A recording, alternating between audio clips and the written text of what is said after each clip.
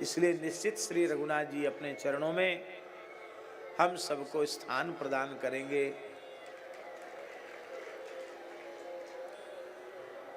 हमारे पूज्य गुरुदेव भक्तमाली जी की इच्छा थी हमारे लिए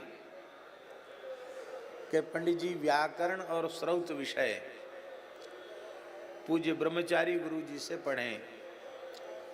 उस समय वो नेपाल में रहते थे, रूपंदेही जिला में।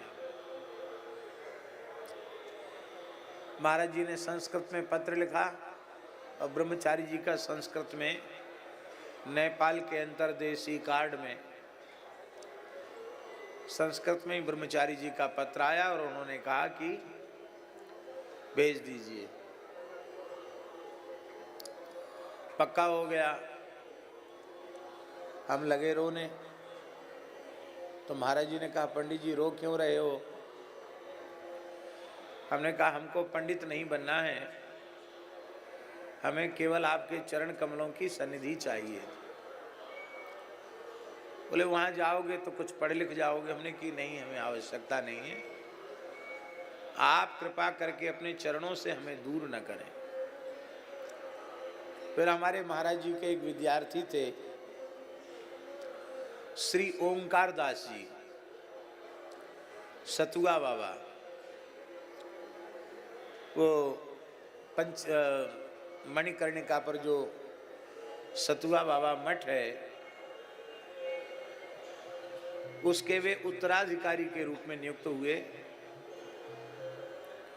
और महाराज जी से उन्होंने व्याकरण पढ़ा था। तो महाराज जी ने उनसे कहा, तो पूज्यपाद श्री जमुना दास जी महाराज ने स्वयं वृंदावन आए और महाराज जी से उन्होंने कहा इनको कोई सेवा नहीं होगी, संपूर्ण व्यवस्था होगी। मैं ब्रह्मचारी को उनको ब्रह्मचारी कहते थे, ब्रह्मचारी को मैंने बोल दिया है ये जब चाहें तब काशी आ सकते हैं, मणिकर्णिका। पक्का हो गया जाना। फिर वही पुरानी बात, महाराज जी बोले काशी जाओगे तो विद्वत्ता का ठप्पा लग जाएगा। हमने कहा आप हमको पंडित जी कहते उतने से हमें संतोष है, हमको ठप्पा नहीं लगवाना है। आप कृपा करके अपने चरणों से दूर न कीजिए। और इसके बाद महाराज जी ने फिर कभी नहीं कहा, 2 बार कहा। तो मेरे पूज्य गुरुदेव की यह इच्छा हम पूरी नहीं कर सके, ये टीस हमारे मन में थी।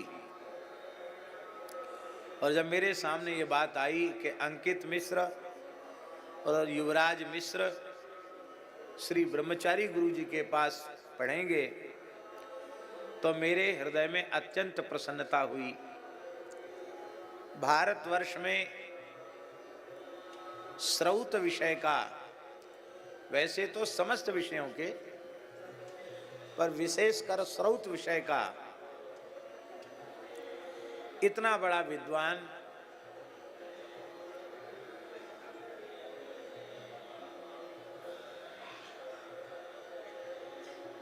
मिलना असंभव कहना तो पता नहीं कितना उचित है, लेकिन अत्यंत, क्योंकि महाभाष्यकार पतंजलि ने कहा उपलब्धौ यत्न क्रियताम, तो यत्न तो अभी हमने किया ही नहीं, इसलिए हम ये सुधार कर बोल रहे हैं कि दक्षिण में भी जो श्रौत विषय के विद्वान हैं वे समाधान पूज्य ब्रह्मचारी गुरु जी से ही प्राप्त करते थे। तो बड़ी प्रसन्नता है कि इन दोनों बटुकों ने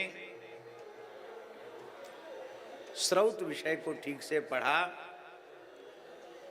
और इसका ये विस्तार करें।